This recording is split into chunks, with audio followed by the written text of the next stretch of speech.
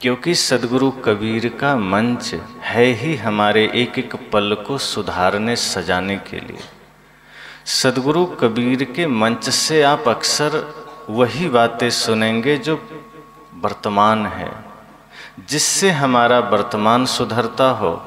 और सच तो यह है कि जब वर्तमान सुधरता है तो भविष्य खुद सुधर जाता है। संसार में ऐसा है कि अगर किसी की साइकिल खराब हो जाए तो साइकिल बनाते हैं, मोटरसाइकिल खराब हो जाए तो मोटरसाइकिल बनाते हैं, मोबाइल खराब हो जाए तो मोबाइल बनाते हैं। ऐसा कोई नहीं करता कि मोबाइल खराब हुआ तो गाड़ी बनाने चले गए, कि गाड़ी खराब हुआ तो मोबाइल बनाने चले गए। जो खराब होगा उसी को बनाना पड़ता है। लेकिन अध्यात्म में थोड़ा सा गणित उल्टा है। यहाँ सीधा गणित काम नहीं करता, यहाँ थोड़ा सा उल्टा सोचना पड़ता है। अगर आपको भविष्य बनाना है तो वर्तमान बनाना पड़ेगा। अगर आप चाहते हैं कि हमें भविष्य बेहतर करना है तो वर्तमान ठीक कर लीजिए। भविष्य से आप डायरेक्ट मिल ही नहीं सकते, तो जिससे मिलना ही ना होगा उसे ठीक कैसे कर पाएंगे। अगर आपको मृत्यु ठीक करना है तो जन्म ठीक कर लीजिए, जीवन ठीक कर लीजिए। अध्यात्म में थोड़ा उल्टा होता है। यहाँ आप जो अभी ठीक करेंगे ये तो होगा ही, आगे भी ठीक हो जाता है। अभी आप जन्म ठीक करेंगे, मृत्यु खुद ठीक हो जाएगी। अभी आप वर्तमान ठीक करेंगे, भविष्य खुद ठीक हो जाएगा। तो सद्गुरु कबीर का मंच विचारों का मंच है, विवेक का मंच है। यहाँ हमें सद्गुरु संत सिर्फ इतनी सी दृष्टि देते हैं कि हम अपने जीवन में अच्छा या बुरा की समझ कर सकें। सद्गुरु संत हमें सिर्फ वह दृष्टि देते हैं कि हम सत्य असत्य को समझ सकें। सद्गुरु कबीर के मंच से आपको यह नहीं कहा जाएगा कि नहीं यही सत्य है मान लो, फिर तो भ्रम में पड़ जाएंगे। सद्गुरु कबीर के मंच से यह भी नहीं कहा जाएगा कि हाँ भगवान है विश्वास कर लो, या नहीं है विश्वास कर लो। सद्गुरु कहते हैं बस विचार कर लो, खुद पता चल जाएगा। सत्य विचार की वस्तु है, उस पर हम चिंतन करेंगे तो सत्य स्वतः आपके जीवन में आ जाएगा। सद्गुरु कबीर के मंच से यह नहीं कहा जाता कि ये राम है, अपने बच्चे को कहो राम की पूजा करें। ये सद्गुरु कबीर ने कभी यह भी नहीं कहा कि मैं कबीर हूँ तो मेरी पूजा करो, या मुझे अपने बच्चों से कहो प्रणाम करें। सद्गुरु कहते हैं सिर्फ महापुरुषों के आदर्श बता देना बच्चों को, उनके भीतर खुद यह परिवर्तन आएगा कि कौन प्रणाम के लायक है और कौन नहीं है। विचार का मंच है, यहाँ से हमें सोचने समझने विचार करने की शक्ति मिलती है। राम महान क्यों है यह विचार यहाँ किया जाता है। और एक बार अगर बच्चों को यह पता चल गया कि हाँ राम इन वजहों से महान है, तो कभी कोई उसको रोक भी नहीं सकता कि वो राम को ना माने। लेकिन अगर सिर्फ यह सिखाया गया कि नहीं कुछ मत जानो, ये जानो कि राम भगवान है, बस पूजा करते रहो, तो कभी न कभी अगर मन में सवाल खड़ा होगा तो वो राम की पूजा छोड़ भी देगा, राम से नफरत भी करेगा। अगर यह बताया गया कि नहीं ये कबीर हैं बस मानो, सद्गुरु कहते नहीं, यही तो भविष्य बिगाड़ना हुआ, जीवन बिगाड़ना हुआ। ये विचारों का मंच है, यहाँ विचार की बात है, यहाँ समझ की बात है। सद्गुरु कबीर क्यों महान है ये हमें समझना पड़ेगा, जानना पड़ेगा।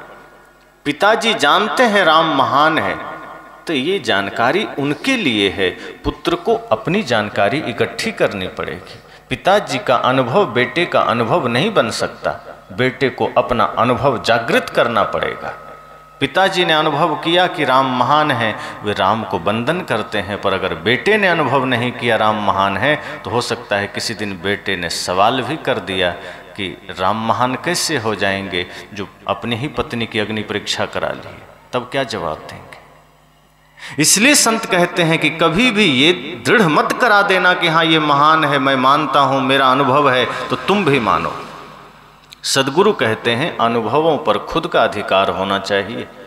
अगर दादाजी का अनुभव है, पिताजी का अनुभव है, तो वो अनुभव बेटे को भी हासिल करने दीजिए, वो विचार उन्हें भी करने दीजिए। जिस दिन बेटे का अपना अनुभव हो जाएगा तो कोई दुनिया भी रोकेगी कि राम को मत मानो, कृष्ण को मत मानो, कबीर को मत मानो, वो रुकेगा नहीं, क्योंकि उसका अपना अनुभव होगा, उसकी अपनी खोज होगी। भगत सिंह को क्यों माने, यह बात अगर पिता जानते हैं तो वो जानकारी बेटे को भी होनी चाहिए। और बेटे के भीतर अगर ये जानकारी आ गई कि भगत सिंह कौन है, तो पूरी दुनिया एक तरफ हो जाए। भले ही लोग उन्हें आतंकवादी कहें, आज भी कुछ वर्ग हैं जो उन्हें आतंकवादी कहते हैं, लेकिन पूरा भारत उन्हें हृदय में धारण करता है। लेकिन जानने के बाद तो सदगुरु कबीर का यह मंच विचारों का मंच है। बात यही है कि यहाँ हमारे जीवन को जगाने के विचार हैं, हमारे जीवन को परिवर्तित करने वाले विचार हैं। अगर यहाँ हम उन विचारों को सुन सके तो हमारा बिखरा हुआ परिवार एकजुट हो सकता है। अगर हम यहाँ उन विचारों को ठीक से सुन सके तो बहुत घंटों बैठने की आवश्यकता नहीं है, एक शब्द से हमारा जीवन बदल सकता है। ये विचार, ये शब्द हमारे जीवन को बदलने के लिए हैं। ये सत्संग हमारे जीवन में परिवर्तन लाने के लिए है। सदगुरु कबीर का मंच विचार के लिए। तो जो कुछ भी हम यहाँ सुन रहे हैं, सुनेंगे, या आगे कहीं भी कबीर मंच होगा, सदगुरु कबीर की वाणियाँ सुनाई जाएगी, वहाँ से यह विचार ही जागृत किया जाता है। व्यक्ति के भीतर सिर्फ इतना किया जाता है कि जैसे आपके हाथ में एक जला हुआ दीपक है और किसी के पास एक बुझा हुआ दीपक है, और आप उसे कहें कि तुम जाओ कमरे से कोई सामान उठा लाओ, और आपने कहा कि जाओ कमरे में कमंडल रखा है उठा लाओ। अंधेरे में वो आपसे पूछेगा किधर है, कहाँ पर है, चौकी पर है, किधर है, कहीं टकरा ना जाऊं। लेकिन जो समझदार होते हैं वे बताने से अच्छा ये समझते हैं कि बस तुम्हारे हाथ में जो बुझा हुआ दिया है, बस मैं तुम्हें जला कर दे देता हूँ, कमरे में जाओ खुद देख लेना। सदगुरु कबीर यही दृष्टि लोगों को देते हैं कि इस संसार में किसी की बातों पर अंधा विश्वास करके चलने से अच्छा है मैं तुम्हें वो चक्षु दे रहा हूं, मैं तुम्हें वो दिव्य दृष्टि दे रहा हूं कि तुम संसार में खुद सही गलत देख सकोगे, कि तुम खुद अच्छा बुरा देख सकोगे। किसी की बातों पर अंधविश्वास करके चलने की आवश्यकता नहीं है। अनुभव करके चलना, खुद देखना कि सत्य क्या है, असत्य क्या है, खाद्य क्या है, अखाद्य क्या है। तो सदगुरु कबीर का यह विचार मंच है जहां हमें जीवन में जागने का अवसर मिलता है, खुद से संसार को भीतर से देखने का अवसर मिलता है। ये ऐसी दृष्टि है जो आपको समझना, महाभारत में संजय को मिली थी दिव्य दृष्टि। कहा जाता है कि वो कुरुक्षेत्र में युद्ध के मैदान में जो कुछ भी होता था वो अंधे को बताता था, धृतराष्ट्र को। सदगुरु कबीर वही दृष्टि हम सबको देते हैं। हम अपने जीवन के रण क्षेत्र में, ये हमारा परिवार संसार एक युद्ध का मैदान ही तो है।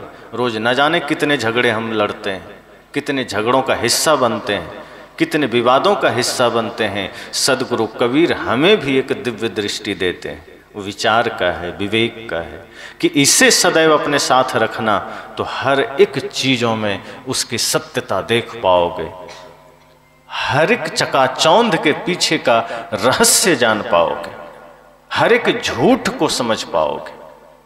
तो इसलिए यह सदगुरु कबीर विचार मंच हम सबकी चेतना को जगाने का मंच है। यहाँ जितनी भी बातें होंगी, होती हैं, होती रहेंगी, वो सब जीवन को जगाने की बातें। तो कुछ विचार सदगुरु कबीर की ही वाणी पर जो अक्सर आज समाज में आवश्यक है। साहब कहते हैं, जाघर प्रेम न संचरे ता घर जान मसान।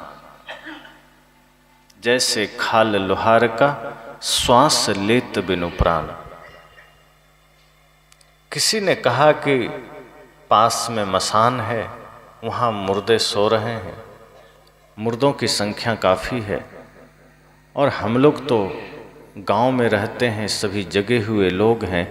सदगुरु ने कहा कि नहीं नहीं, ये जो तुम गांव जिसे कह रहे हो, ये तुम जिस गांव में रहते हो वास्तव में वहीं मुर्दे लोग रहते हैं। और जहां तुम मुर्दा बता रहे हो वो तो मजबूरी है, वो तो मर ही गया, साधन नहीं है उसके पास। लेकिन असल में तुम जिन घरों में रहते हो अब वो तेरा घर मुर्दा घर बन चुका है, अब वो तेरा घर शमशान घाट बन चुका है। अब सिर्फ तुम श्वास ले रहे हो। ठीक वैसा ही जैसे लोहार के पास एक खाल पहले होता था, बड़ा सा बना होता था, उसको खींचता था तो उसमें सांस आती जाती थी और उसकी हवा से भट्ठी में आग प्रज्वलित होती थी और उससे जो धातु है लौह का धातु वो पिघलता था, गर्म होता था, नरम होता था। सद्गुरु कहते हैं जैसे खाल लोहार का है, खींचने से श्वास आती है जाती है, बस इतना ही तुम्हारे शरीर में हो रहा है। तुम मुर्दा से कम नहीं हो, श्वास आ रही है जा रही है, लेकिन जिंदा होने का कोई प्रमाण नहीं है, जिंदा होने का कोई सबूत नहीं है। लोगों ने कहा ये तो बड़ी गहरी चोट है, ये सब लोग मरे हुए हैं, क्या संसार में कोई जिंदा नहीं है? सद्गुरु कहते हैं कोई जिंदा नहीं, बिरला कोई जिंदा होगा, नहीं तो सब मरा हुआ है। कहा कैसे? सद्गुरु कहते हैं जिस हृदय में प्रेम नहीं उसे मरा हुआ ही समझना। जहां प्रेम है वहीं जीवंतता है, वहीं जीवन है, और जहां प्रेम नहीं है वहां मुर्दापन है। वहां समझना कि आदमी घर में है फिर भी वो मरघट में है। और ऐसे भी देखा जाए तो हम सब का गांव, हम सब का घर असली मरघट है, क्योंकि यहाँ कोई स्थिर नहीं रहता। जो कोई भी जन्म लेता है यहाँ से मर करके मरघट चला जाता है। तो जिसे हम मरघट कहते हैं वास्तव में वो मरघट नहीं है, और जिसे हम बस्ती कहते हैं वास्तव में वो बस्ती नहीं है। बस्ती मतलब जहाँ बस गया कोई हटेगा नहीं, मरघट मतलब जहाँ लोग मर के घट रहा हो। तो मरघट में कोई जाके नहीं मरता, घर में मरता है। जहाँ मरता है वहीं मर के घट रहा है। तो घर मरघट तो गांव हुआ, और बस्ती जिसे हम कहते हैं जहाँ बस गया, मरघट बस्ती है। एक संत बैठे थे रास्ते में, कुछ लोगों ने कहा कि मुझे बस्ती जाना है, रास्ता बताएं। संत ने कहा दाएं चले जाओ, उधर मरघट था। वो आदमी मरघट पहुंच गया, देखा सुनसान मुर्दे जल रहे हैं। वो आदमी बड़ा हैरान हुआ, कहा लगता है कोई पागल तो नहीं था, पागल ही होगा, सुनसान में बैठा है, साधु तो नहीं होगा। आया, झल आया, कहा कि हमें पागल समझते हो, मैं तुमसे रास्ता पूछा, मार्ग पूछा, और तुम मुझे मरघट भेज दिए। मैंने बस्ती का मार्ग पूछा था। संत ने कहा गहराई से सोचो तो मैंने तुम्हें वास्तव में बस्ती ही भेजा था, अब तुम मरघट जाओगे। कहा ये क्या उटपटांग बातें हैं? संत ने कहा बताओ तुम जिसे बस्ती समझते हो वहां आज तक कोई बसा क्या? धीरे धीरे लोग उठ करके यहीं तो आते हैं, और जो यहां आया यहां से कहीं गया क्या? राख भी यहीं मिलेगी, वो आदमी यहां से कहीं जाता नहीं है। तो जिसे तुम मरघट समझते हो वास्तव में वही बस्ती है, और जिसे तुम बस्ती समझते हो वास्तव में वही मरघट है। चलते चलते संत ने उसके जीवन की ज्योति जगा दी। उसने कहा बात तो ठीक है, जिस बस्ती में हम बस्ती समझ करके मस्ती करते हैं, लेकिन वो इतना वीरान होगा, इतना विघटन होगा उसका, अब पता चला। संत ने कहा यही दृष्टि तो हम देते हैं, ताकि जीते जी ये जान लो कि जिसमें तुम मन फंसा करके अपनों से विरोध कर लेते हो, जिस शरीर संसार और माया के चक्कर में अपने ही घर के विरुद्ध, अपने ही लोगों के विरुद्ध खड़े हो जाते हो, अपने ही भाई के विरुद्ध खड़े हो जाते हो, वो सब छूटने वाला है। ये परिवार से बड़ा धन तुम्हारा कुछ नहीं, लेकिन परिवार को तुम पीछे कर देते हो। धन के चक्कर में, पद के चक्कर में, माया के चक्कर में अपने ही भाई का दुश्मन बन जाते हो, अपने ही पिता का दुश्मन बन जाते हो, अपने ही पड़ोसी का दुश्मन बन जाते हो। और यही तो तुम्हारे जीवन में मुर्दापन है। तुम्हें लगता है तुम जिंदा हो, लेकिन तुम मुर्दा हो। उस आदमी ने सिर झुकाया, कहा बस हमें समझ में आ गया कि जगत क्या है। सद्गुरु भी यही कहते हैं कि जिस घर में, जिस हृदय में प्रेम नहीं है, समझना वो मरघट है, वो जिंदा नहीं है। संत तो कहते हैं जिंदा वह आदमी नहीं है जो आदमी सिर्फ बोल रहा है, आंखें खोल रहा है, जो हाथ हिला रहा है, पैर से चल रहा है। सद्गुरु कहते हैं वो जिंदा नहीं है।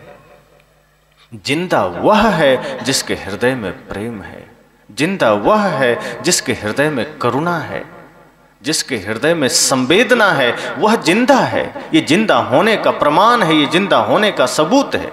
अगर आप किसी के दुख को देखकर द्रवित नहीं हुए, आप मुर्दा हैं। अगर आपको किसी जीव का कष्ट देख करके भीतर संवेदना जागृत ना हुई, तो आप जिंदा नहीं हैं, आप मुर्दा हैं। जिंदा होने का प्रमाण यही है कि किसी को पीड़ा में देखा और हृदय में पीड़ा हुई, किसी को कष्ट में देखा और भीतर कष्ट का आभास हुआ। ये गहरा धर्म है। सबसे बड़ा धर्म यही है कि किसी की पीड़ा को देखा और भीतर पीड़ा हुई। और ये हम सद्गुरु कबीर में इतना विराट रूप में था कि हम सोच भी नहीं सकते। इसलिए तो अहिंसा को परम धर्म कहा गया। आप सोचिए, दया को धर्म कहा, सत्य को धर्म कहा, प्रेम को भी कहा। सद्गुरु कबीर ने कहा ना कि जहां दया तहां धर्म। और तुलसीदास जी ने क्या कहा? धर्म न दूसर सत्य समाना। लेकिन सोचिए, जब अहिंसा शब्द की बात आई तब तुलसीदास जी भी सिर पर हाथ रखते हैं कि सत्य को तो मैंने पहले ही धर्म कह दिया है, अब अहिंसा को क्या कहें। तब उन्होंने प्रयोग किया अपनी विद्वता का और अहिंसा के पहले परम शब्द को जोड़ा कि नहीं, सत्य तो धर्म है, प्रेम भी धर्म है, दया क्षमा भी धर्म है, लेकिन जहाँ अहिंसा है वह परम धर्म है। तब उन्होंने कहा परम धर्म श्रुति विदित अहिंसा, कि ये अहिंसा परम धर्म है, इससे बड़ा कोई धर्म नहीं। और अहिंसा के मूल में करुणा ही है, प्रेम ही है, सत्य ही है।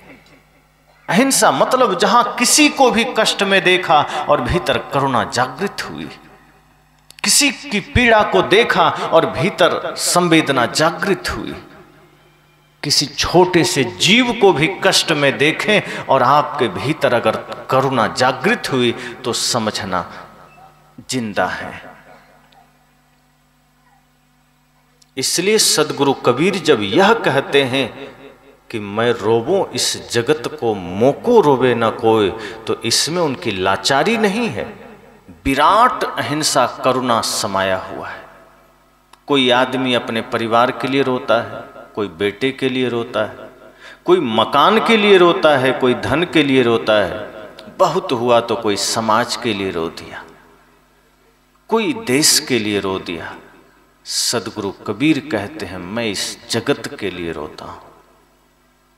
इतनी विराट करुणा, इतना विराट हृदय। सोचिए, संपूर्ण जगत के लिए प्रेम समाया हुआ है सद्गुरु कबीर के हृदय में। ये साधारण बात नहीं है कि समस्त जगत के लिए चिंता होना। एक एक व्यक्ति के जीवन के दुख को सद्गुरु कबीर कहते हैं ये मेरा ही दुख है। मैंने जिस शांति को पाया है, मैंने जिस आनंद को पाया है, मैं उसी में संपूर्ण विश्व को देखना चाहता हूं। इसलिए जब तक एक भी इंसान दुखी है, मेरे आंखों में आंसू रहेंगे, मेरे हृदय में पीड़ा रहेगी। और यही पीड़ा बुद्ध को भी लोगों के बीच लेकर आई, वरना बुद्धत्व को पा लिए एकांत रहते, चुपचाप बैठते। लेकिन जब परम शांति को पाया और तब जगत के कष्ट का अनुभव हुआ कि मैं भी इसी संसार में रहकर बहुतों कष्ट झेला है, मैंने भी कष्ट पाए हैं, ये संसार भी कष्ट पा रहा है, ये संसार भी पीड़ा का अनुभव कर रहा है। अब मैंने शांति पा लिया है, अब ये शांति सिर्फ मेरी नहीं, ये जगत का है। और एकांत छोड़ करके बुद्ध लोगों के बीच आए, वही पीड़ा लेकर आई, वही करुणा लेकर आई। जो पूर्ण अहिंसा में स्थित हो गया वो जगत की पीड़ा को देखकर द्रवित होगा ही होगा, वो जगत के दुखों को देख करके द्रवित होगा ही होगा। तो बुद्ध भी द्रवित हुए, महावीर भी द्रवित हुए, और सदगुरु कबीर ने तो कह ही दिया कि मैं रोऊं इस जगत को, कि मैं जगत के लिए रो रहा हूं। किसी ने कहा आपको क्या चिंता, जगत दुख है में है तो है। सदगुरु ने कहा ये जगत मेरा ही है, मैं इससे असंग हूं, लेकिन मैं लोगों को दुखी नहीं देख सकता। मेरे हृदय में सिर्फ इतनी ही भावना है कि समस्त संसार सुखी हो जाए।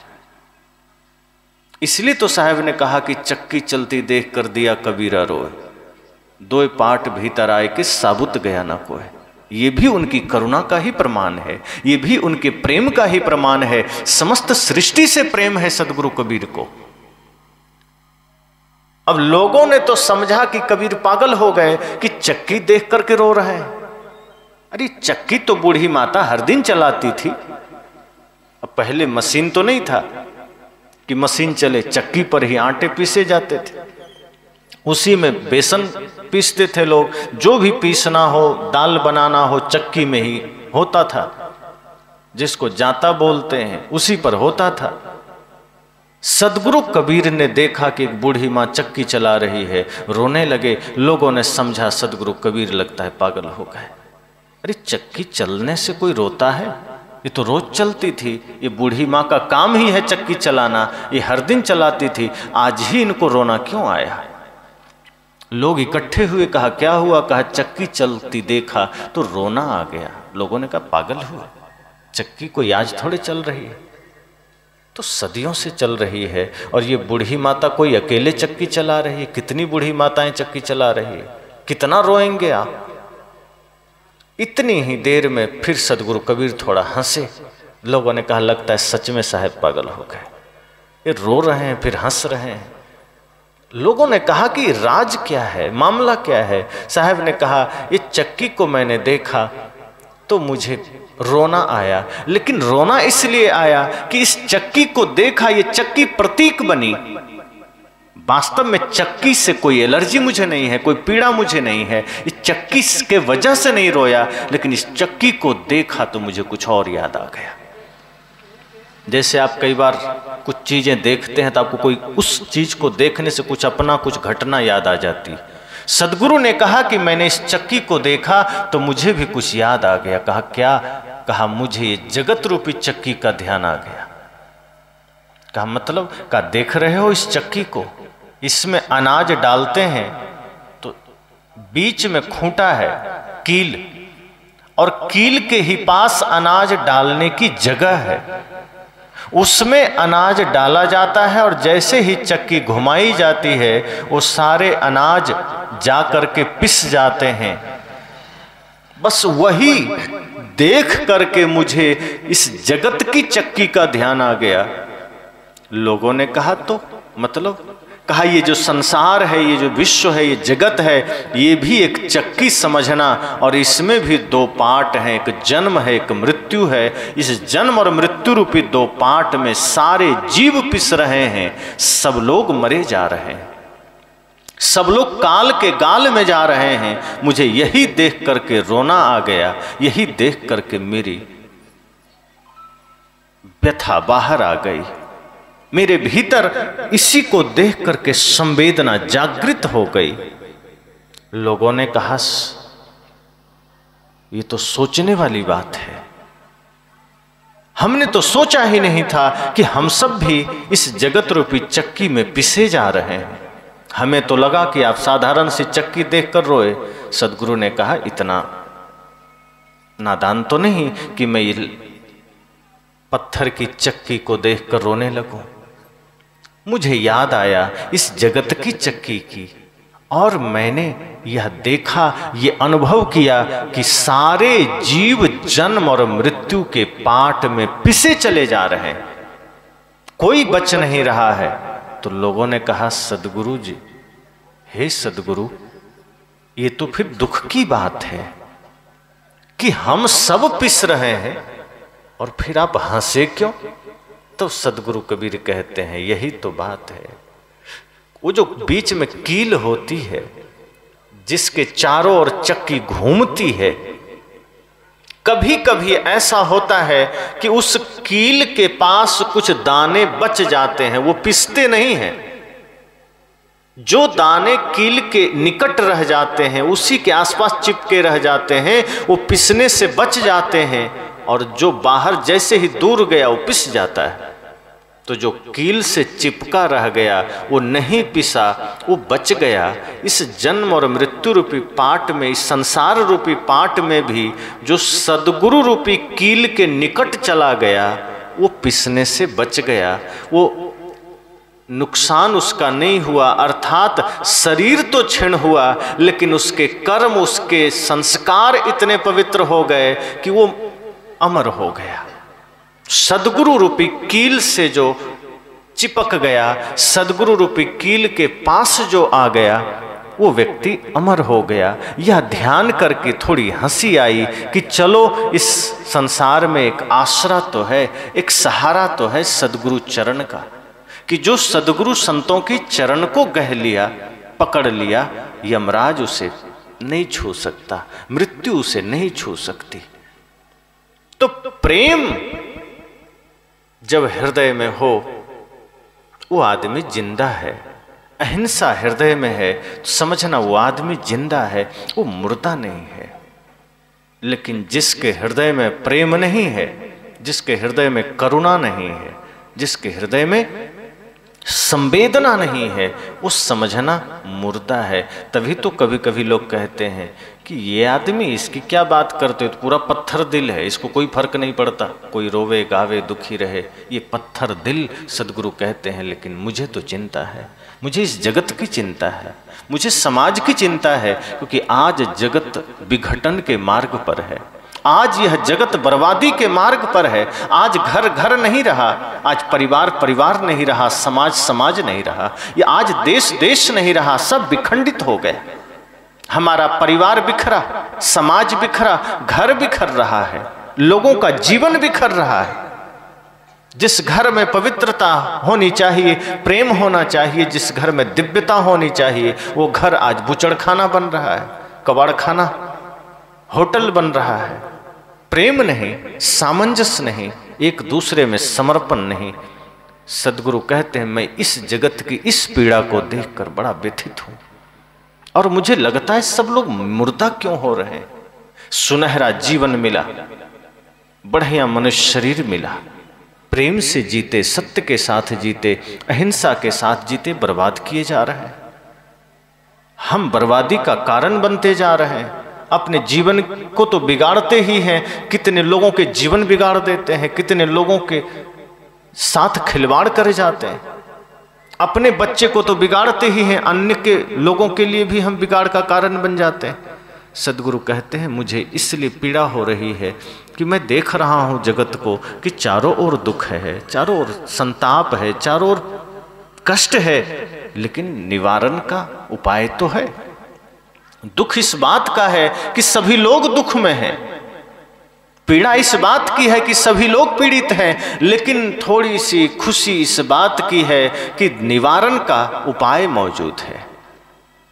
मान लीजिए कोरोना आया, सब त्राहिमाम करने लगे, भागने लगे, क्या करें क्या करें, कोई रास्ता नहीं। लेकिन जैसे ही थोड़ा सा कुछ पता चला कि काढ़ा आदि के सेवन से बचा जा सकता है, इम्यूनिटी पावर बढ़ा लेने से बचा जा सकता है, थोड़ी सी राहत लोगों को मिली कि चलो अब गिलोय पीना शुरू करें। जो आदमी कभी गिलोय नहीं पीते थे वो भी खोज रहे हैं गिलोय कहाँ मिलेगा, कहाँ मिलेगा। एक संभावना मिली, एक भरोसा हुआ कि इसके वजह से शायद हम बच सकें, अपने को बचा सकें, अपने परिवार को बचा सकें, और हुआ भी। और अब किसी को भय नहीं। सदगुरु कहते हैं मैं भी संसार की पीड़ा को देखकर पीड़ित हुआ, मैं लोगों के दुख को देखकर दुखी हुआ, लेकिन जब मुझे लगा कि मार्ग है, उपाय है, इस पीड़ा से बचा जा सकता है, इस दुख से बचा जा सकता है, थोड़ा सुकून मिला। लेकिन जब मैं लोगों को देखता हूं कि उस उपाय को कोई करने को राजी नहीं, प्रेम के मार्ग पर चलने को राजी नहीं है, समर्पण के मार्ग पर, भक्ति के मार्ग पर कोई चलने को राजी नहीं। सब शरीर को बिगाड़े चले जा रहे हैं। मुर्दा बन के जीने में ही लोगों को आनंद है। बिना प्रेम के, बिना सत्य के, बिना भक्ति के जीने का ही मजा लोग ले रहे हैं। और वो मजा नहीं, वो कब सजा बन जाए कोई नहीं जानता। सदगुरु कहते हैं इसलिए मुझे पीड़ा है, लेकिन मैं चाहता हूं कि सभी लोग जिंदा बने, कोई मुर्दा ना रहे, सभी लोग जीवित बने। शरीर में हाथ पांव का हिलना जिंदा नहीं होना। हम भोजन कर रहे हैं, बोल रहे हैं, आंखें हिल डुल रही है, जगत को हम देख रहे हैं, लेकिन हमारे भीतर कोई संवेदना नहीं, कोई प्रेम नहीं, कोई करुणा नहीं। किसी के दुख को देखकर हृदय द्रवित होना तो छोड़िए, किसी को दुख में देख करके हम प्रसन्न हो रहे हैं। किसी के दुख को मिटाने का भाव तो नहीं है, लेकिन किसी को दुखी करने का भाव है। किसी के उजड़े हुए घर को बसाना तो छोड़िए, बसे हुए घर को उजाड़ने में लगे। किसी को 2 रुपया हम देंगे क्या? आज तो भिखारियों के कटोरे में चोरी होने लगे। यही देश हमारा है, जहां पहले जो कुछ भी शरणागत में कोई आया, कोई भी आया, हम उसे दे देते थे। कोई भी कह दिया कि हम आपके शरण में आए हैं, तो हमारे देश के लोग इतने महान हुआ करते थे कि अपना शरीर का अंग भी दान कर देते थे। राजा शिवी ने एक पक्षी की जान बचाने के लिए अपना शरीर का अंग भी दान कर दिया।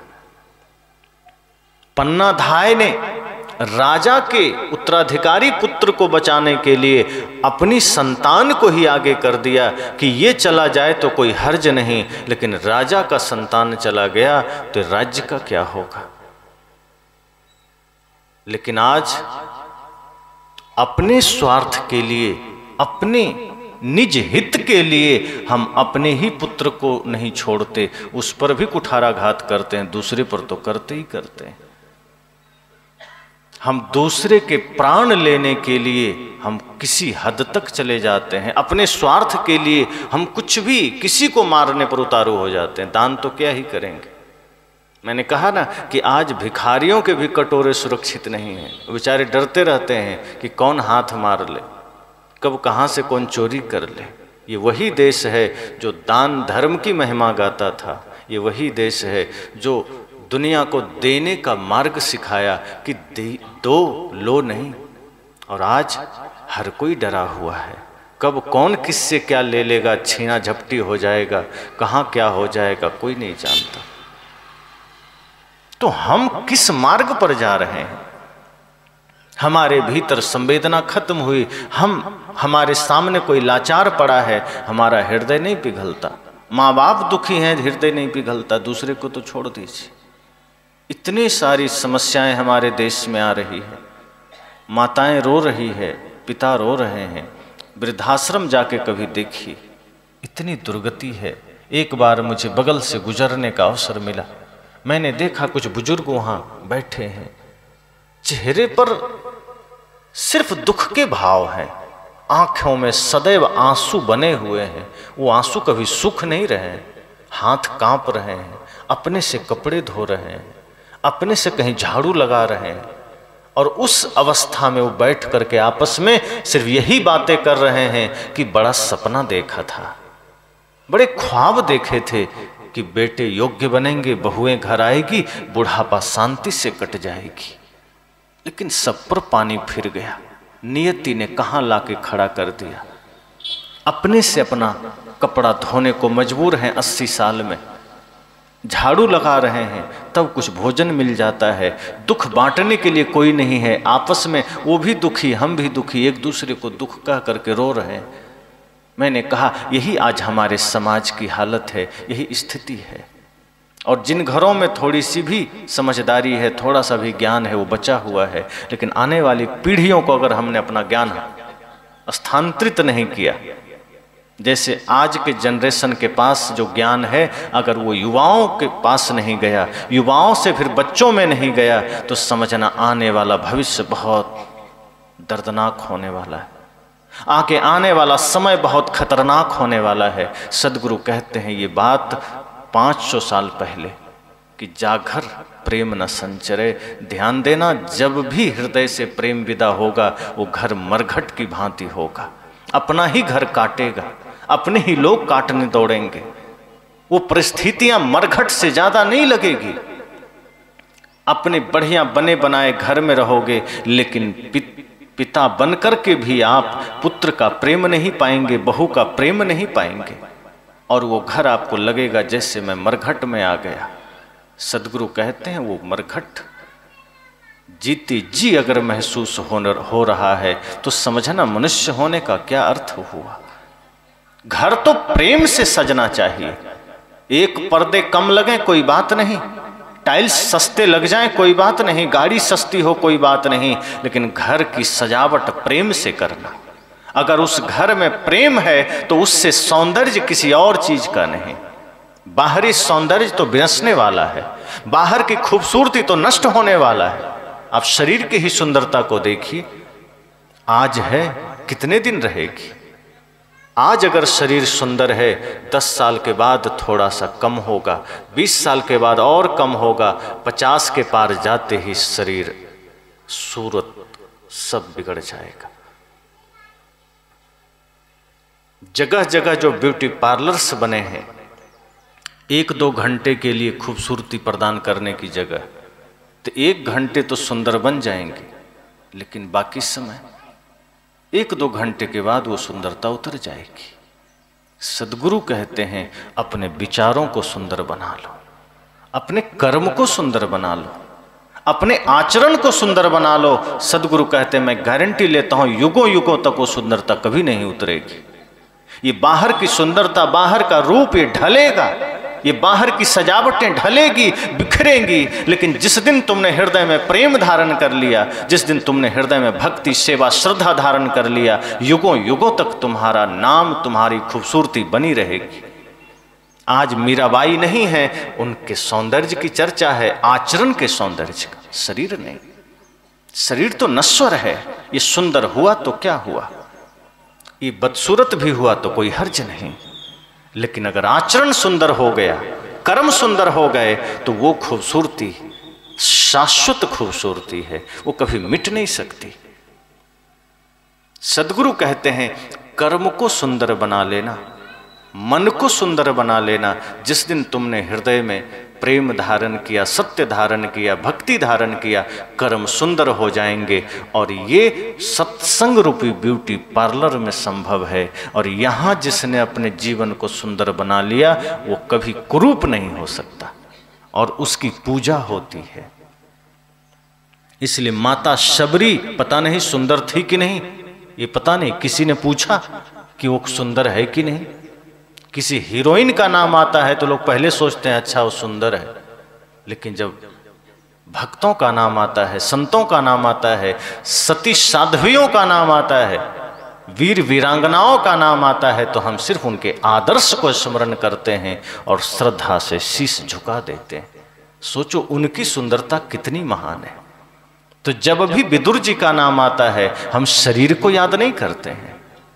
जब भी माता शबरी का ख्याल आता है, माता सीता का ख्याल आता है, हम उनके शरीर का ध्यान नहीं करते हैं, हम उनके कर्म को स्मरण करते हैं और श्रद्धा में झुक जाते हैं। सोचो शरीर सुंदर हुआ तो क्या हुआ, वो तो मिटना ही है, रोक भी नहीं सकते। शरीर की सुंदरता ढलेगी, मिटेगी। और वैसे भी विज्ञान कहता है 7 वर्ष में सबका शरीर बदल जाता है, सारे परमाणु बदल जाते हैं। 70 साल अगर आपकी आयु है, आप 7 बार बदल चुके, अब क्या करना। शरीर तो बदलेगा, वो तो परिवर्तित होगा, लेकिन जिस दिन कर्म सुंदर हो गया जीवन सदा शाश्वत हो जाएगा, अमर हो जाएगा। सदगुरु कहते हैं इसलिए जीवन में प्रेम धारण करना। अगर बाहर कुछ भी कमी रह जाए चिंता की बात नहीं, कपड़े साधारण हो चिंता की बात नहीं, लेकिन अगर आचरण साधारण रह गए तो समझना मनुष्य जन्म को कौड़ी के भाव बेच दिया। यह मनुष्य जीवन को सदगुरु ने हीरा से तुलना किया है कि भजन बिना नर बावरे तूने हीरा जन्म गमाया। ये जीवन तुम्हारा हीरा से कम नहीं, कीमती ही समझना, उससे भी कीमती। लेकिन अगर इस हृदय में प्रेम धारण न किया, इस हृदय में सत्य धारण न किया, इस हृदय में भक्ति धारण न किया, तो साहब कहते फिर मरघट समझना, फिर मुर्दा हो गया, घर मुर्दा हो गया, जीवन मुर्दा हो गया, फिर चलता फिरता शमशान घाट। अगर कोई आदमी क्रोध में जीता है, समझना वो चलता फिरता मरघट है, वो जिंदा नहीं है। सत्संग आपके जीवन में जीवंतता लाता है, जागृति लाता है, आपको शाश्वत बनाता है। इसलिए सदगुरु कबीर का यह मूल मंत्र याद करना। एक व्यक्ति ने कहा, सदगुरु कबीर का मूल ज्ञान क्या है और किस पंथ में मिलता है? क्योंकि कबीर पंथ में भी कई पंथ हैं। तो एक ने कहा कि कबीर साहब का मूल ज्ञान क्या है और किस पंथ में मिलता है। अब वो व्यक्ति पूछने आया था, लेकिन जिज्ञासा बस नहीं आया था, वो पहले से ही तय करके आया था कि कोई एक पंथ है जहां ये सच्चा ज्ञान मिलता है। दरअसल वो रामपाल का शिष्य था और उसके मन में ये पहले ही तय था कि रामपाल जी ही मूल ज्ञान देते हैं और उन्हीं को कबीर साहब ने मूल ज्ञान दिया है, और वो गुप्त है, वो कोई नहीं जानता। मैंने कहा कि आप ही बताएं। कहा, कबीर साहब का जो मूल ज्ञान है वो अभी गुप्त है, कोई नहीं जानता, ये बाकी जितने गुरु हैं सब भटका रहे हैं। तो मैंने कहा, कबीर साहब ने कोई गाली दी थी क्या जो अब तक गुप्त है, जो कोई नहीं जाना? भाई अच्छी बातें गुप्त क्यों है? और सदगुरु कबीर का कोई मूल ज्ञान पर्सनल रामपाल जी को दिए कबीर साहब। अच्छी चीजें तो लोग बांटना चाहता है, अच्छी चीजें तो जन जन में फैलाना चाहता है। आप कभी प्रार्थना करते हैं, आप इतना भाव से करते हैं कि कोई सुन ले तो कोई हर्ज नहीं, लेकिन अगर आप शांत अवस्था में हैं, सत्संग में हैं और आप चाहेंगे कि आप गाली जोर से दें, मन में आ भी रहा होगा, दबा लेंगे, भले ही क्रोध की अवस्था में आप गाली जोर से दे देते हैं, लेकिन अभी सत्संग में बैठे हैं और गाली का मन करे तो कौन है जो खड़ा होकर गाली देना चाहे? वो जानेगा कि गलत चीज है, दबा के रखो, छिपा के रखो। मैंने कहा, सदगुरु कबीर का पहली बात तो याद रखना कि अलग से पर्सनल कोई मूल ज्ञान नहीं है। सदगुरु कबीर का एक एक वचन मूल ज्ञान है, एक एक शब्द मानवता को बदलने वाला है, एक एक ज्ञान इंसान में प्रेम भरने वाला है, एक एक ज्ञान संपूर्ण सृष्टि को एक सत्य अहिंसा प्रेम के मार्ग पर लाने वाला है। और जिनका ज्ञान एक एक शब्द सामर्थ्य रखता हो समस्त सृष्टि में दया क्षमाशील संतोष लाने का, अर्थात समस्त सद्गुणों को जागृत करने का, तो एक शब्द मूल ज्ञान हो गया। दूसरा क्या हो गया? ज्ञान में भी कोई थर्मामीटर लगाओगे कि सदगुरु कबीर का 4 दोहा मूल ज्ञान हुआ, 4 दोहा नहीं हुआ, तो क्या सदगुरु कबीर ने उटपटांग बातें भी लिख दी? मैंने कहा, सदगुरु कबीर का एक एक शब्द मूल ज्ञान है, और जब हम उनके एक भी शब्द को जीवन से जोड़ लेते हैं तो समझ जाना कि हमने उनके बताए हुए मार्ग से अपने जीवन को सजा लिया, उनके बताए हुए शब्द से हमने अपने कर्म को सजा लिया। चाहे वाणी की बात हो, चाहे कर्म की बात हो, चाहे इंद्रिय की बात हो, 3 साधन हमारे पास है, मन, वाणी और इंद्रियां। हम बोल करके किसी का दिल दुखाएं, बोल करके अपना मुख गंदा करें, चाहे इंद्रियों से गलत कर्म करें, चाहे मन से गलत चिंतन करें। सदगुरु कहते हैं इन 3 साधन को पवित्र कर लो। मन से सुंदर चिंतन करो, वाणी से पवित्र शब्द बोलो और इंद्रियों से पवित्र कर्म करो। और ध्यान रहे कि जैसे ही आप वाणी की शुद्धि करते हैं, आपके मुख से निकला हुआ हर शब्द प्रार्थना बन जाता है। फिर अलग से प्रार्थना करने की आवश्यकता नहीं रह जाती कि मंदिर जाकर के ओम नमः शिवाय करेंगे तो ही प्रार्थना होगी। तमेव माता च पिता तमेव बंधुश्च सखा। मंदिर में गए तो तमेव माता च पिता, और अपने माता पिता के सामने गाली गलौज। तो सदगुरु कहते हैं नहीं, मन निर्मल हुआ, मन पवित्र हुआ तो तुम्हारे मुख से निकला हुआ हर शब्द प्रार्थना है। इंद्रियां पवित्र हुई तो इंद्रियों से किया गया हर कर्म पूजा है। और मन पवित्र हुआ तो हर चिंतन ध्यान है, आत्मचिंतन है। इसलिए साहब ने कहा कि ध्यान रखना, यह जीवन बड़ा नश्वर है, इसे व्यर्थ ना गंवाना, प्रेम से जीना, आपस में प्रेम रखना। पता नहीं जिनसे बैर कर रहे हो कब बिछुड़ना हो जाए, और जब कोई बिछुड़ जाता है तो हम याद करते हैं बड़े अच्छे लोग थे, झूठ मूठ के झगड़ा ठाने रहे। इसलिए साहब कहते नहीं, ध्यान रखना। जब संत आपके द्वार आए, गुरु आपके द्वार आए, यही लक्ष्य लेकर आते हैं कि आपके बिखरे हुए जीवन को सूत्र में बांध सकें, एक घर को स्वर्ग बना सकें, आपका घर मंदिर बन सके, दो टूटे हुए दिल को एक कर सकें। अगर दो भाई के बीच कोई विवाद है, संत कोशिश करते हैं कि दोनों का विवाद सुलझ सके, दोनों एक सूत्र में बंध सकें। यही तो जीवन का मूल लक्ष्य है, यही तो जिंदा होने का सबूत है। हम जीते जी मर जाते हैं, अर्थात शरीर हिलडुल रहा है और हम मुर्दे के समान जी रहे हैं। जहां जीवन मुर्दे के समान बना, वहां हमारा घर, हमारा जीवन नरक बना। एक ने कहा कि मरने के बाद क्या होता है? संत ने कहा वो तो बाद की बात है, कोई गया नहीं और आया नहीं लौट के बताने की क्या होता है। तुम जिंदा हो, पहले ये सोचो कि जिंदा रहते हुए तुम जिंदा हो। मरने के बाद क्या होगा वो तो बाद की बात है। कोई मर के गया, वो रिटर्न आया नहीं बताने कि मैं क्या हुआ नहीं हुआ, अनुमान की बात है। पर तुम जिंदा होते हुए जिंदा हो के नहीं, ये सोचो। और तुम क्या कर रहे हो? अगर जिंदा हो ये तुम्हारे हाथ में है। अब यह सोचना कि वास्तव में जिंदा हो। किसी की पीड़ा देखी, तुम्हें पीड़ा हुई? किसी को दुख में देख करके तुम्हें दुख हुआ? तुमने अपने जीवन को पवित्र बनाया? अगर तुम्हारे ही जीवन में कचड़े भरे हैं और तुम सोच रहे हो मरने के बाद क्या होगा, अरे जीते जी तो ठीक कर लो। ये हाथ में है, जो मिला हुआ है इसमें तुम कचड़ा बो रहे हो, इसमें तुम गंदगी फैला रहे हो। चिंता मरने के बाद क्या होगा? मरने के बाद जो होगा देखा जाएगा। जीते जी जीवन मिला है, भाई से बैर है, हाथ जोड़कर क्षमा मांग लेना। पिता से कोई अनबन है, पिता से क्षमा मांग लेना। दो व्यक्ति जब झगड़ा करता है किसी वस्तु को लेकर, किसी बात को लेकर, उस बीच में इतनी सी बात होती है कि वो झगड़ा धन के लिए नहीं होता, वो झगड़ा होता ही प्रेम को नष्ट करने के लिए। मान लीजिए दो भाई में झगड़ा हुआ और वो एक भी अपशब्द कहीं से भी आएगा, वो एक एक अपशब्द उस प्रेम को खंडित करेगा। और धीरे धीरे धीरे धीरे पूरा प्रेम जिस दिन खंडित हुआ, दोनों के बीच के संबंध खत्म हो जाएंगे। फिर वो एक दूसरे के प्राण के प्यासे बनेंगे, एक दूसरे के विरोधी बनेंगे। एक घटना कहूँ याद आ गई, बातों को विराम दूंगा। दो भाई थे, एक साथ दीक्षा लिया गुरु से, बड़ा प्रेम।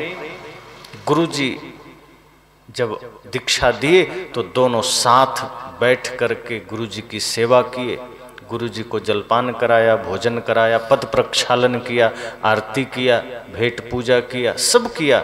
फिर भोजन का समय हुआ, गुरुजी को खिलाया, खुद भी एक ही थाली में परोस करके दोनों खाया। उसके बाद गुरुजी चले गए। 5-7 वर्षों के बाद पुनः बड़े भाई ने गुरुजी को बुलाया कि गुरुजी पुनः सत्संग करने आइए।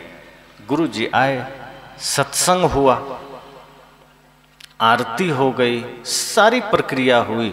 गुरुजी ध्यान नहीं दिए जाता, लेकिन जब भोजन का समय हुआ और गुरुजी के लिए भोजन लाया गया, तब गुरुजी ध्यान दिए, अरे तुम्हारा एक छोटा भाई भी तो था, वो कहाँ है? बुलाओ उसे, कहीं गया है क्या? उस आदमी ने कहा नहीं, कहीं नहीं गया है, बगल में ही रहता है। का बुलाओ से, का नाम मत लीजिए उसका, आप भोजन करिए। गुरुजी ने कहा नहीं, पहले भाई को बुलाओ। क्या बात है? कहा गुरुजी आप भोजन करिए, छोड़िए उस नालायक को। गुरुजी ने कहा अरे ऐसी बात, वो भाई है तुम्हारा, उसे इस भाषा में बोल रहे हो? कहा गुरुजी आप भोजन करिए, उसका नाम मत लीजिए। तब कहा हम दोनों में 5 सालों से बोलचाल बंद है, हम बात नहीं करते हैं। मैं उधर नहीं जाता हूं, वो इधर नहीं आता है, कोई लेना देना नहीं। अगर दिख जाए तो मैं पश्चाताप करता हूं कि कैसे उसका मुंह दिख गया। गुरुजी ने कहा एक ही माता पिता ने से जन्म लिए हो और इतना नफरत, इतनी घृणा। कहा गुरु जी ज़्यादा बात मत बढ़ाइए, चुपचाप भोजन करिए, हमें भी भूख लगी, हम भी खाएंगे। गुरु जी ने कहा क्या तुम्हें ये लग रहा है कि मैं तेरे द्वार खाने आया हूं? तुम यह सोच रहे हो कि मैं भोजन करने आया हूं? तुम गलतफहमी में हो कि कोई संत तुम्हारे द्वार भोजन करने आते हैं।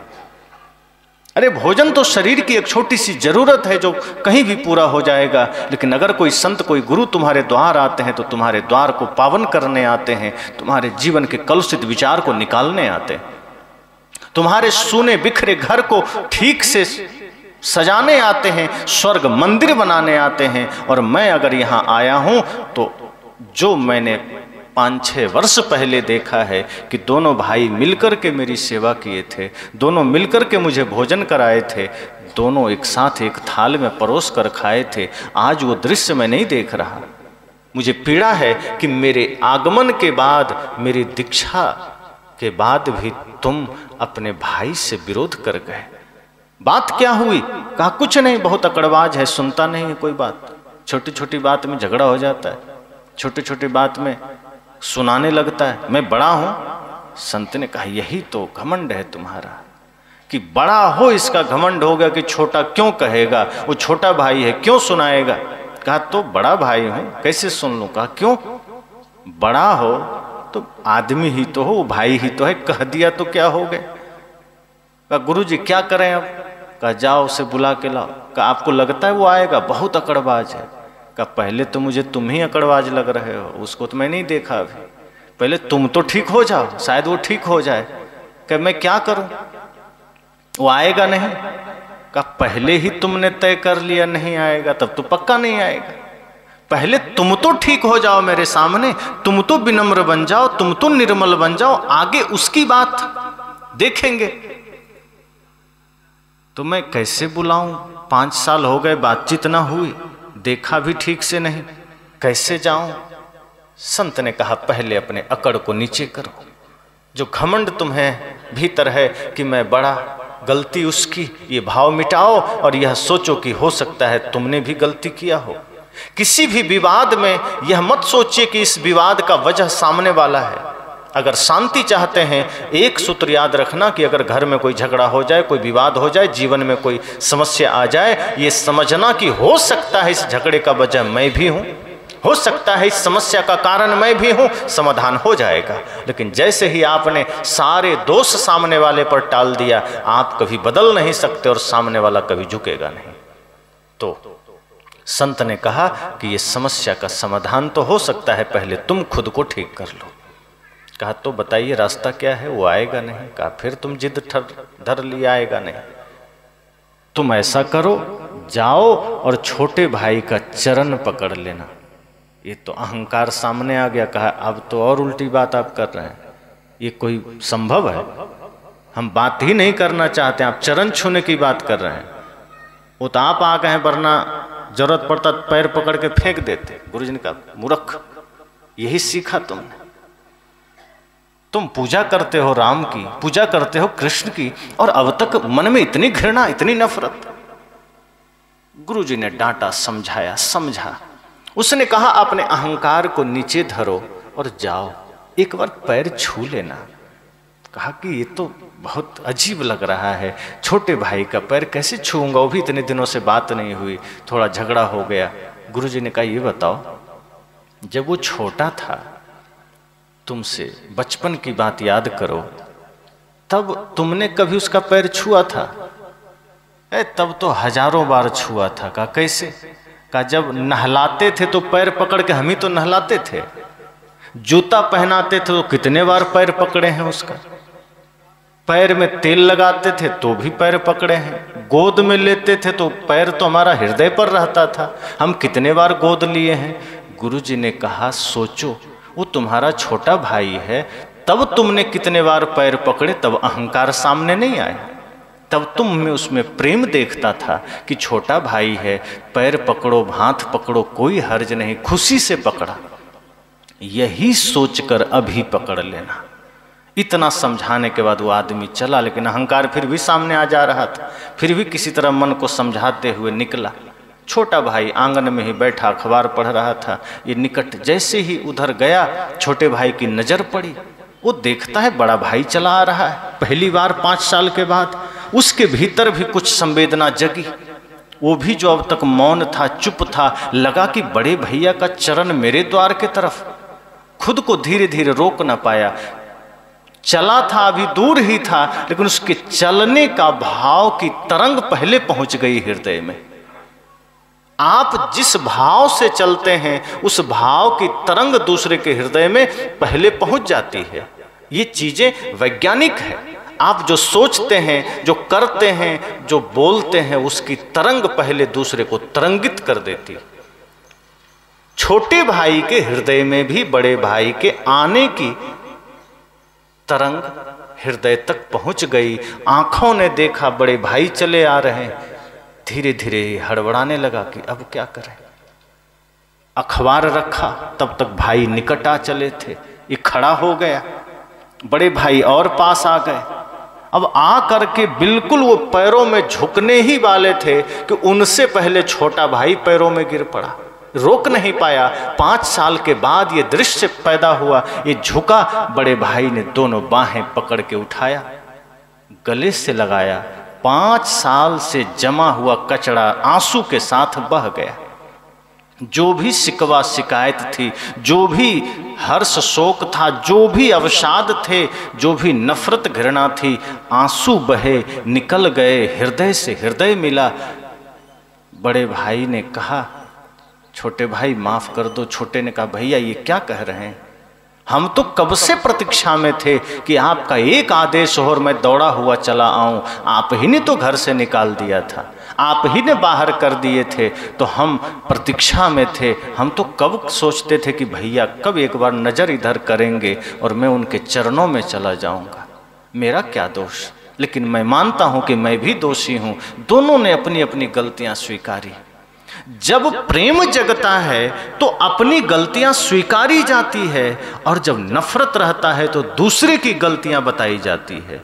लेकिन अब तक एक दूसरे की गलती बता रहे थे।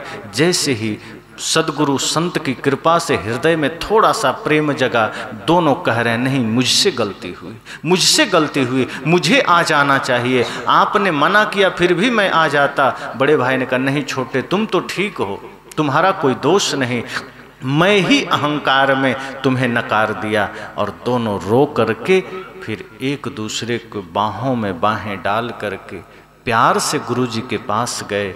चरणों में एक साथ शीश झुकाए। गुरुजी ने देखा, प्रसन्नता हुई। गुरुजी ने कहा, मैं इसलिए ही आता हूँ, तुम दोनों को एक साथ देख करके, तुम दोनों को प्रेम में देख करके, एक दूसरे के प्रति समर्पण देख करके मेरा आना सफल हो गया, मेरा यहाँ खड़ा होना सफल हो गया। अगर मैं यूं ही चला जाता तो मेरा आगमन व्यर्थ होता। बड़े भाई ने कहा, गुरुजी आप सच में भगवान हैं। आपके ज्ञान के और प्रेम के चोट ने मेरे भीतर के सारे कलुषित विचार मिटा दिए। मैं अकड़ में विकारों के अधीन होकर के, अहंकार के अधीन होकर के अपने प्यारे छोटे भाई को ही नकार दिया था। उसी से मैंने विद्रोह कर लिया था। मैं राम की पूजा करता हूँ, मैं राम की उपासना करता हूँ, लेकिन अपने ही भाई में मैं भरत का दर्शन न कर सका। छोटे भाई ने कहा कि मैं भी राम जी की पूजा करता हूँ, लेकिन अपने भैया में मैं राम न देख सका। मुझसे भी भूल हुई। राम जी की कथा सब सुनते हैं, रामायण का पाठ करते हैं, लेकिन हम यह भूल जाते हैं कि राम जी का जीवन अगर हमारा जीवन बन जाए तो घर में कभी बंटवारा ना होगा, कभी विवाद ना होगा, कभी माता पिता को दुख भोगना नहीं पड़ेगा, कभी उनको रोना नहीं पड़ेगा। संत ने कहा, मेरा आगमन सफल हुआ। अब दोनों भाई एक ही थाली में भोजन लिए, एक दूसरे को खिला के खाए, जीवन उनका बदल गया। संत कहते हैं, आप कब बदलेंगे? आपके जीवन में ये परिवर्तन कब आएगा? राम की कथा सुनते सुनते, कृष्ण की कथा सुनते सुनते भी अगर जीवन की व्यथा न मिटी, वो कथा सुनना व्यर्थ ही तो है। अक्सर मैं एक घटना का जिक्र करता हूँ कि दुनिया ने पूछा, दुनिया के लोगों ने राम से पूछा कि हे प्रभु, हे भगवान, पूरी दुनिया आपको भजती है, आपको याद करती है, आपका सुमिरन करती है, आपका जाप करती है, ऐसा कौन है जिसको आप जपते हैं, आप भजते हैं, आप याद करते हैं? जानते हैं राम जी ने क्या कहा? शिव जी का नाम नहीं लिया, किसी का नाम नहीं लिया कि मैं शिव जी को भजता हूं। राम जी ने कहा, भरत सरिस को राम सनेही, जग जप राम राम जप जेही। उन्होंने कहा, भरत से प्यारा मुझे कौन हो सकता है? दुनिया मुझे भजती है, मेरा नाम जपती है, मैं राम अपने छोटे भाई भरत को भजता हूं। ये प्रेम हम सीखते कहाँ हैं? जब अयोध्या लौटते हैं राम, लक्ष्मण और सारे लोग, तो माता कौशल्या पहले राम का कुशल नहीं पूछते हैं, पहले लक्ष्मण के पास जाते हैं, और राम जी सर्वप्रथम माता कैकेयी और सुमित्रा के पास जाते हैं। ये प्रेम है। अपनी माँ तो अपनी है ही, उनसे तो प्रेम है ही, लेकिन अगर सौतेली माँ है, पहले वहाँ गए। और माता कौशल्या भी जानती है राम तो मेरा पुत्र है ही, लेकिन लक्ष्मण उनके साथ रहा है, ये तो मेरा पुत्र से बढ़कर है। क्या पूछते हैं कि बेटा, मेघनाद ने जो शक्ति बाण मारा था वो कहाँ लगा था? लक्ष्मण जी ने दिखा दिया अपने पेट के दाएं साइड कि यहाँ लगा था माँ।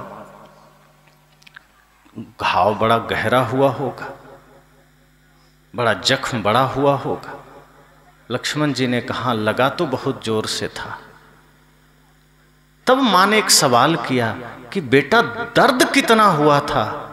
तब जानते हैं लक्ष्मण जी ने क्या कहा? माता मुझसे मत पूछो, मैं कुछ नहीं जानता, क्योंकि जब मैं होश में आया तो मैं भैया राम के गोद में था। दर्द इनसे पूछो, ये पता किए होंगे, इनको पता होगा, क्योंकि मैं जानता हूं कि मैं अगर होश में भी रहता तो मुझसे ज़्यादा दर्द भैया राम को होता, इसलिए मेरे दर्द का पता मेरे भैया राम से पूछना।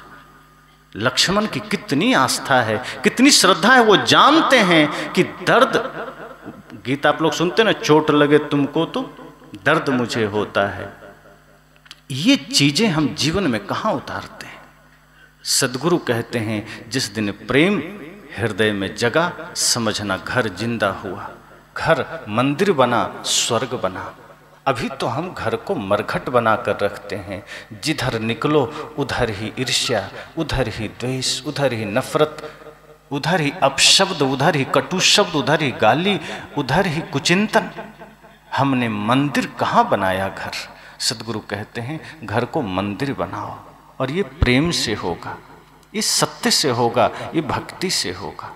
तो जब जीवन में हम भक्ति, प्रेम, सत्य, अहिंसा धारण करेंगे, हम सब का जीवन मंदिर बनेगा, घर मंदिर बनेगा, और वही स्वर्ग है। वरना हम तो मरघट बन के जीते रहेंगे, हम तो श्मशान घाट बन के जीते रहेंगे। सदगुरु कहते हैं अपने घर को जिंदा करना, अपने आप को जिंदा बना के जीना। मरना तो एक दिन है ही, उससे पहले मुर्दा बन के मत जीना। और जिसके जीवन में प्रेम नहीं, सदगुरु कबीर का ये बात याद रखना कि जिसके हृदय में प्रेम नहीं वो मुर्दा है। अभी इतना ही कहकर वाणी को विराम।